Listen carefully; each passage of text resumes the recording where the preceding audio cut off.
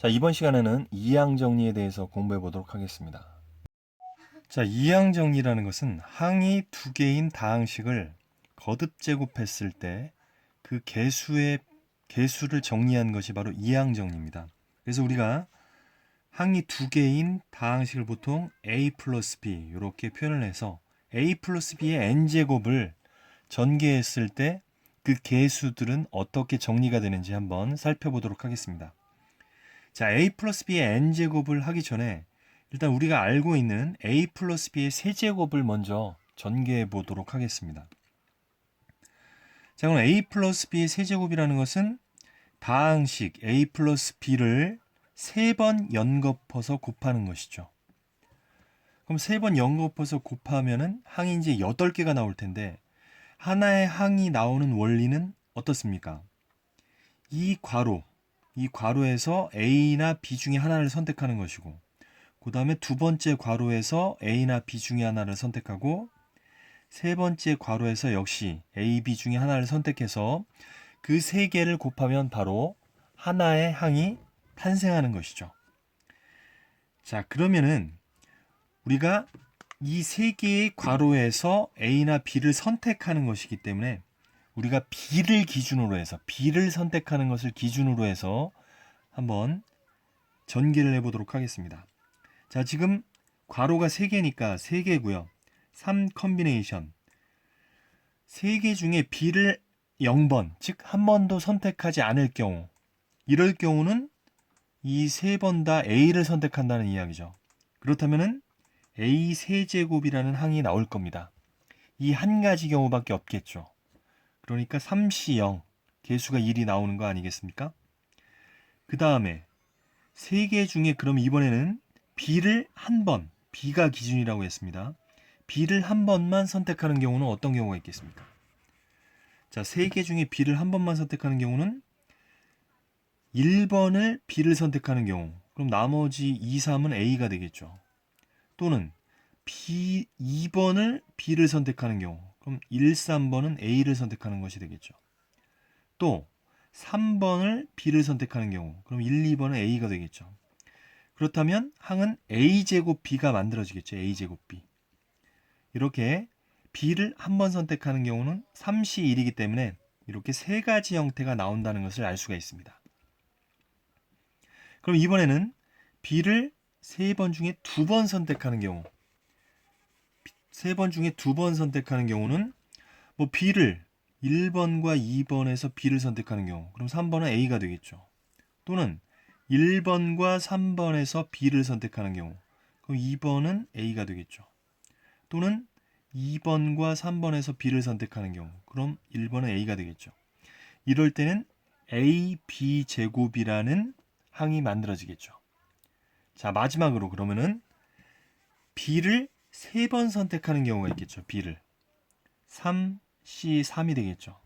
B를 3번 선택하는 경우는 한 가지 경우밖에 없죠. 그래서 B의 세제곱 이렇게 되겠습니다.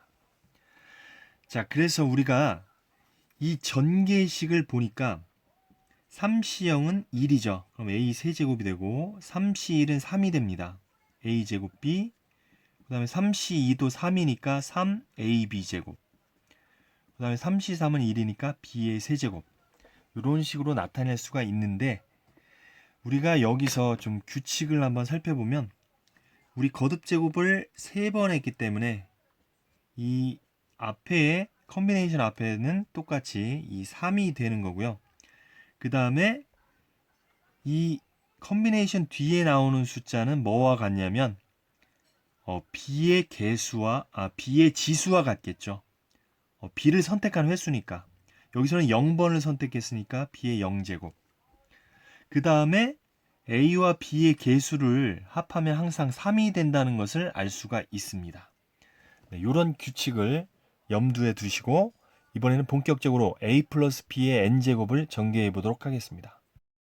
자, 그럼 이번에는 A 플러스의 n제곱을 전개할 텐데 A 플러스의 n제곱이라는 것은 A 플러스 B라는 이 다항식이 n개가 있겠죠. 1개, 2개, 3개 해서 n개의 A 플러스 B를 곱하는 것이 되겠죠. 그렇다면 이것도 마찬가지입니다. 차근차근히 하면 이 n개의 괄호 중에 b를 한 번도 선택하지 않는 경우, b가 기준이라고 했죠. 그럼 b를 한 번도 선택하지 않았다는 것은 모든 괄호에서 a를 선택한 거니까 a를 몇 번 선택하는 게 되겠습니까? 그렇죠. n번이죠. 괄호가 n개니까. 그래서 이럴 때는 a의 n제곱이 되겠죠. 자, 마찬가지로 이번에는 n의 c1, b를 한 번만 선택하는 경우, 예를 들어서 여기서 b를 선택하고 모두 a를 선택했다고 하면 b는 한 개고 a는 몇 개가 되겠습니까? n-1개가 되겠죠. 따라서 a의 n-1제곱의 b가 되겠습니다. 그래서 이 컨비네이션 뒤에 오는 숫자와 이 지수가 같다는 것을 우리가 알 수가 있습니다. 자, 그래서 n 컨비네이션 1인 경우는 n번이 일어나겠죠. 그 다음에 마찬가지로 NC2, 이번에는 B를 두 번 선택하는 경우죠. 그럼 B를 두 번 선택하니까 A는 N-2번 선택하겠죠. 왜냐면 전체가 N개니까 B를 두 번 선택한다면 나머지는 N-2개가 되겠죠. 따라서 이런 규칙들을 보면 NC3은 어떻게 되겠습니까? B의 세제곱, 이 뒤에 오는 숫자가 B의 지수가 되는 것이고, 그 다음에 A의 지수와 B의 지수를 합하면 항상 n이 돼야 되니까 여기는 n-3이 되죠. 자, 그럼 R번째 항은 우리가 어떻게 쓸 수 있냐면 n, c, r 한 다음에 a, 이 r이 B의 지수가 되고 A의 지수는 n-r이 되겠죠. 그래서 이렇게 일반식을 쓸 수가 있고, 맨 마지막 항은 nc, n이 될 겁니다. 그래서 a의 0제곱, b의 n제곱이 되겠죠. 그래서 b의 n제곱이라고 쓸 수가 있습니다. 자, 그래서 우리가 지금 a 플러스 b의 n제곱을 전개해 봤더니, 자, n 컨비네이션으로 시작하고 뒤에 숫자는 0부터 n까지 n 플러스 1개의 항이 되는 거죠. n 플러스 1개의 항이 생기더라. n 플러스 1개의 항. 그 다음에 A의 지수와 B의 지수를 합하면 항상 n이 되는 거죠. n. A의 지수와 B의 지수를 합하면 항상 n이 되더라. 네, 요런 특징들을 잘 알아두시면 되겠습니다. 자, 관련 문제를 풀어보도록 하겠습니다. 다항식 x 플러스 2의 10제곱에서 x 세제곱의 개수는, 자, 지금 n이 10인 경우죠. 자, 이럴 때 이항 정리, 아까 우리 규칙을 배웠는데 이럴 때는 항이 몇 개가 나오겠습니까? 그렇죠. 우리 아까 NC0에서 NC1 해서 어디까지 나왔었냐면 NCN까지 N 플러스 1개의 항이 나왔었죠. 그러니까 얘는 N이 10이니까 아마 11개의 항이 나올 것이다 라고 예상을 할 수가 있습니다. 자, 그리고 이런 문제를 풀 때는 R번째 항을 써줍니다. R번째 항. 즉 10 컨비네이션 R 뒤, 이럴 때는 얘가 A가 되는 것이고 얘가 B가 되겠죠. 그럼 B의 R제곱이 될 거고요. B가 여기서 2니까 2의 R제곱 이렇게 써주면 되고, A에 해당하는 것은 X니까 X의 10-R제곱 이렇게 쓰면 되겠죠. 자, 다시 일반식을 크게 써보면 10 컨비네이션 R에 X의 10-R제곱에 2의 R제곱 이렇게 될 겁니다. 그런데 여기 x 세제곱의 개수, x 세제곱의 개수를 구하라고 했으니까, 자, 여기 x의 개수가 지금 10-r이죠. 얘가 세제곱이 되려면 r은 7이 되면 되겠죠. 그렇다면은 r에다 7을 대입하면 10 컨비네이션 7, 그 다음에 여기서는 x의 세제곱, 그 다음에 2의 7제곱. 그래서 x 세제곱의 개수라는 것은 2의 7제곱 곱하기 10 컨비네이션 7이 되겠습니다. 숫자가 너무 크기 때문에 계산은 별도로 하지 않겠습니다. 그래서 이렇게 일반항을 구해서 거기에 알맞은 R 값을 구하면 이 개수를 쉽게 구할 수 있다. 자, 다음 문제입니다. 다항식 x 플러스 k의 8제곱, n이 8인 경우입니다. 그러면 항이 몇 개 나오겠습니까? 9가 나오겠죠. 9가. 자, 이놈의 전개식에서 x 7제곱의 개수가 24일 때 x 6제곱의 개수를 구하는 건데 k는 상수다. 자, 그렇다면 이거 일반 항을 한번 구해볼게요. 8 컨비네이션 r이죠. r. 그래서 k의 r제곱이고 x의 8-r제곱 이렇게 쓸 수가 있겠죠. 그렇다면 x는 여기밖에 없네요. 그래서 얘를 좀 보기 좋게 쓰면 8 컨비네이션 r에 k의 r제곱 x의 8-r제곱. 자, 그런데 뭘 알려줬냐면 x의 7제곱의 개수를 알려줬죠.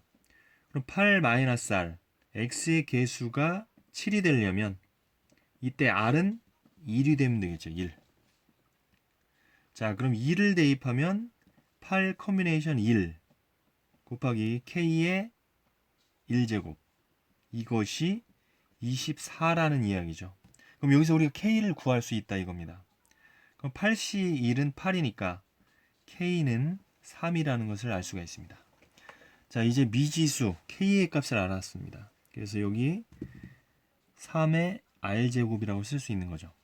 자, 그럼 문제는 뭐냐면 x 6제곱의 개수를 구하라고 했으니까 지금 x의 개수는 8-r이죠.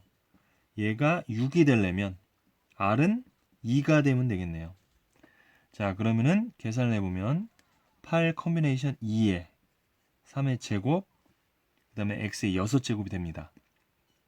이걸 계산하면 답이라는 이야기죠. x 6제곱의 개수. 그 다음에 8c는 8p 8p가 8 곱하기 7이고 얘를 2로 나누는 거죠. 거기에다가 9를 곱하니까 자 2, 4 약분되고 자 4, 7, 28에다가 9를 곱하니까 9, 8, 72, 9, 28, 252라는 정답을 얻을 수가 있습니다. 자, 다음 문제입니다. 4분의 x 플러스 x분의 4의 8제곱의 전개식에서 상수항과 x제곱의 이거 문제가 잘못됐는데요. x제곱의 개수의 곱은 자, 상수항과 x제곱의 개수의 곱은 자, 그렇다면 자, 이것도 역시 항이 두 개, 이항 정리니까 얘를 A로 보고 얘를 B로 본 다음에 일반항을 일단 구해주면 되겠습니다. 자, 그럼 8 컨비네이션 R번째 항. 그럼 R은 B의 지수로 가는 거니까 4x분의 4의 R제곱이 되고 앞에 있는 A 4분의 X의 8-R제곱이 되겠죠. 그럼 여기 X가 여기에도 있고 여기에도 있기 때문에 상수항을 판단하기가 어렵기 때문에 이것을 좀 정리를 해줄 필요가 있어요. 그럼 8 컨비네이션 R에 X와 4분의 1을 분리를 해볼게요. 그럼 X의 8-R제곱이 되고 여기는 4분의 1의 8-R제곱이 됩니다. 여기도 X분의 1과 4를 분리를 하면 4의 R제곱에 X분의 1의 R제곱이 됩니다. 자, 그럼 8 컨비네이션 R에 자, x의 8-r제곱이고 자, 얘는 4의 마이너스 1승이니까 4의 r-8제곱으로 고칠 수가 있죠. 네, 4의 r 자, 그 다음에 x분의 1은 x의 마이너스 1승이니까 x의 마이너스 r제곱으로 고칠 수가 있습니다. 자, 그럼 8 컨비네이션 r에 자, 얘와 얘 밑이 4로 같으니까 지수끼리 더하면 4의 2r-8이 되고요. 그 다음에 여기 xx 밑이 같으니까 역시 지수끼리 더하면 8-2r. 자, 이게 정리가 됐습니다, 이제. 자, 이 상황에서 상수항이 돼야 되니까 상수항이 되기 위해서는 x의 지수가 0이 되어야겠죠. 그렇다면 r은 4가 될 때입니다. 자, 그럼 r 대신 4를 대입하면 8c4 곱하기 4의 8 빼기 8, 0제곱이네요. 4의 0제곱은 1이니까 우리 8C4는 많이 나오니까 외워두라고 그랬죠. 70입니다. 70. 계산해 보시고요. 자, 두 번째. 이번에는 x제곱의 개수니까 8-2r이 2일 때죠. 2일 때. 그렇다면 r이 3일 때가 되겠습니다. 3. 그럼 r이 3일 때 개수를 구하면 되니까 8C3. 8C3에 4에 3을 대입하면 6 빼기 8에서 마이너스 2. 자, 8C3은 8P3. 8P3은 8, 7, 6이 될 거고 3팩토리얼이니까 3, 2.